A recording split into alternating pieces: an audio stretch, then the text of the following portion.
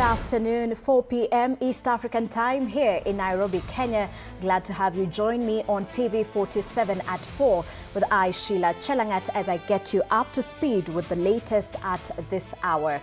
Now, the Registrar of Political Parties, Cox Lorionco, has issued a provisional registration certificate to the People's Reform Party, PRM, which is on the verge of joining the fray of 93 other political parties once it's fully registered. Speaking after the issuance ceremony, PRM Chairman Bishop Anthony Wanjala says the party will not be aligned to any of other political formations, one-term and two-term, in the quest to give Kenyans good leadership.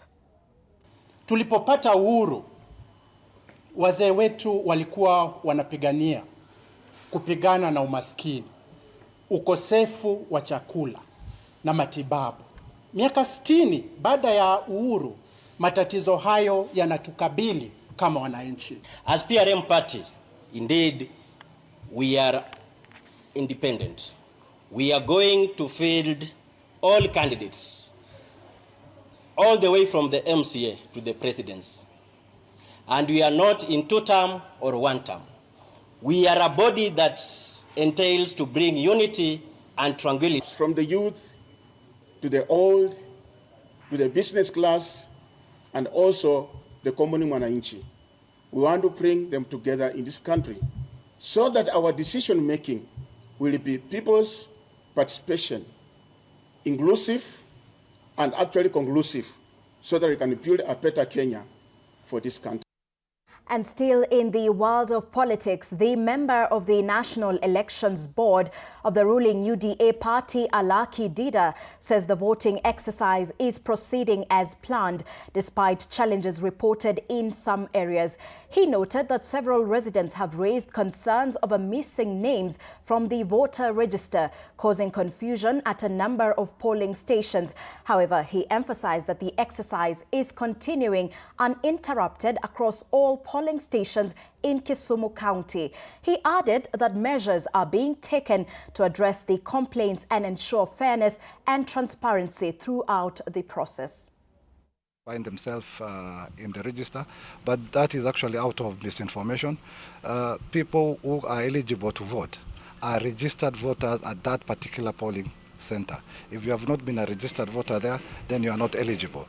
So the presiding officers and clerks have been very much of assistance in terms of directing those voters to the various polling centers where they have been registered as voters. At 5 p.m., we don't have a tallying center.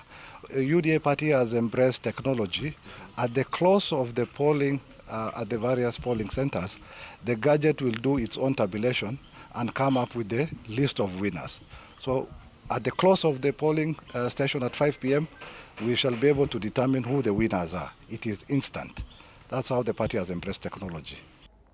And to the Central Region, regional administration officers led by Central Region Commissioner Joshua Nkanatha say all preparations are in place for the President's two-day development tour in Murang'a County starting Friday. Speaking in Gatura, Gatanga constituency, one of the areas set to host a road launch, Nkanatha described the visit as a routine development tour, adding that security teams are fully prepared. Local leaders say residents are ready to receive the President and benefit from the project set to be launched. We are prepared security-wise. Actually, we are not anticipating any problem because the citizens love the President and they love the government. So it is a routine visit. It's normal. Whenever the head of state is visiting, we normally make sure that we go around to ensure that everything is okay. But there is nothing out of the ordinary. So we are appealing to the public to turn up in large numbers to welcome our President. This is our President, all of us in this country, and we will be privileged to host him in our county for 2 days. Viongozi wakaongoza watu waondoke kwa serikali ya Uhuru Muigai Kenyatta. Sasa ni wao wenyewe wanaongoza watu watoke kwa serikali ya William Samoei Ruto. Meaning that after 2027 wakuwe ndani ya serikali Wakiwa ndani wanapiga kelele, wakitoka nje wananugunika. Kuna dairy cooperative ambayo italetewa kula ya maziwa. Mumemkaribisha rais. Mumemkaribisha rais. Hapa Gatura, mimi nataka kusema hata kabla afike, hapa Gatura hatuna soko. Away from that, the Ethics and Anti-Corruption Commission, in collaboration with the Eastern Africa Association of Anti-Corruption Authorities, has organized a regional conference in Nairobi focused on the fight against corruption. The conference has brought together investigators and anti-corruption agencies from across East Africa to strengthen cooperation and enhance the recovery of illegally acquired assets. Take a look.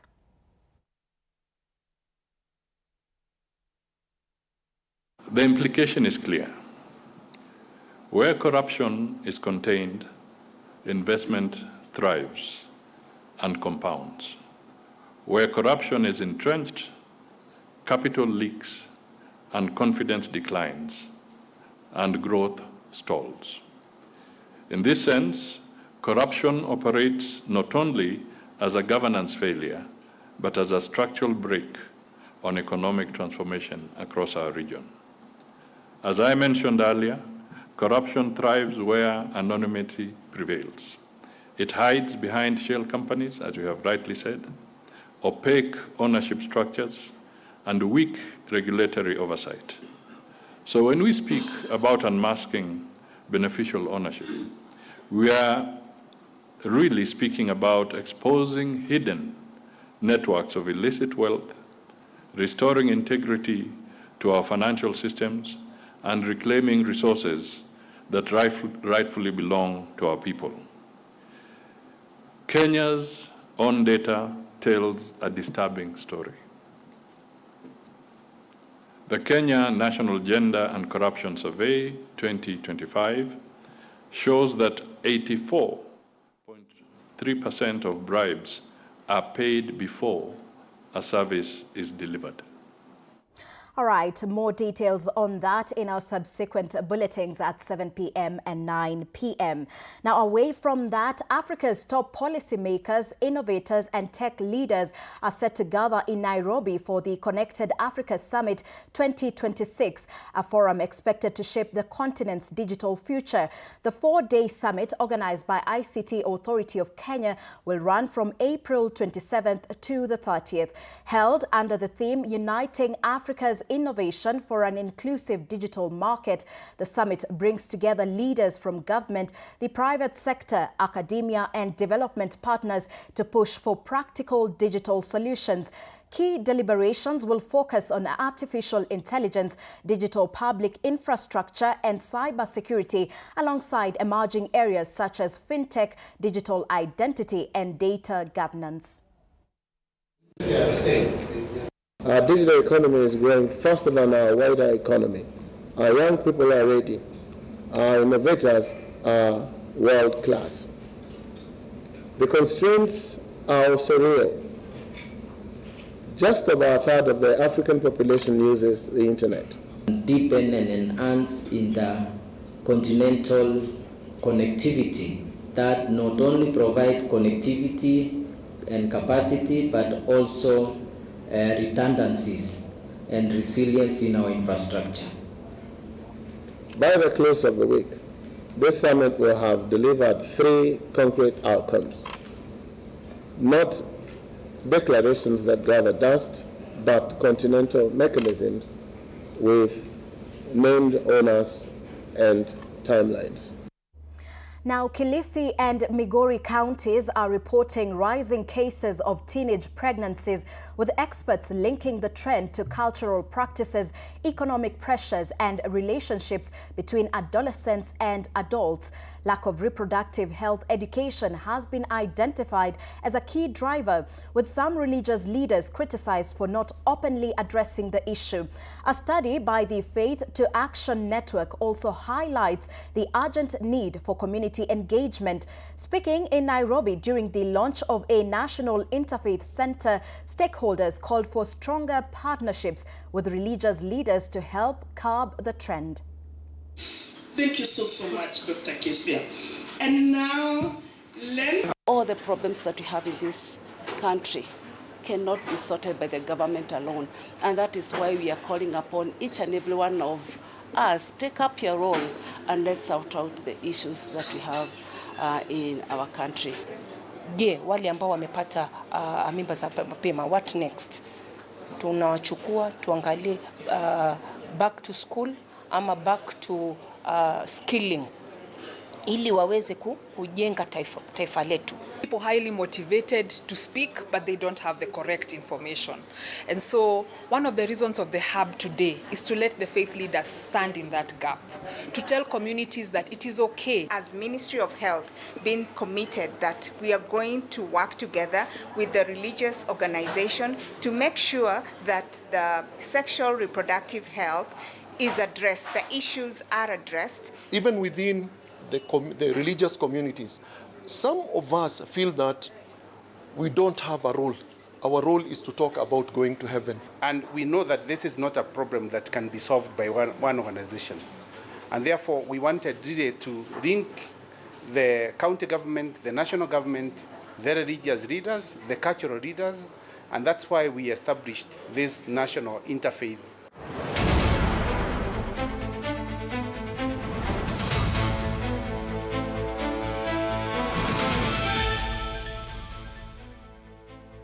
And in the world of sports, Manchester City moved to the top of the English Premier League table after a 1-0 win over Burnley, a result that now also confirms Burnley's relegation and ended Arsenal's Sundays at 8:30 p.m. Good morning. You have my rent? Leo jioni kama tutakuwa tumelipa rent, nauza hii simu yako. Hamna pesa. I need 3 G's to make my meals today. Sasa hivi natuhusu aje? Can I order now? Do you ship? Can I get blinking ones? Mimi nilikuwa na trade. Nimewekelea kitele yangu. Kitele yangu na trade. Nikikunyuma. Oh my God. He left me. Nitumie ni line. Uko nje kuna wifi. Why? High five? Wait, so what do we call this dish again? I have no idea. The cucumbers are there specifically for my beauty routine. Tangulini kero make a beauty product. Na ameenda. Tunafaa tukuwe na logo yetu. Like, si ni brand already. We won't entertain divas. No. I'm not dealing with a man child. Amazing. Nishapenda hii energy.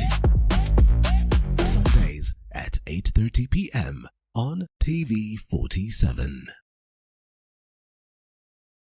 Saturday at 8:30 p.m. My father used to tell me that our hotel is the home for travelers.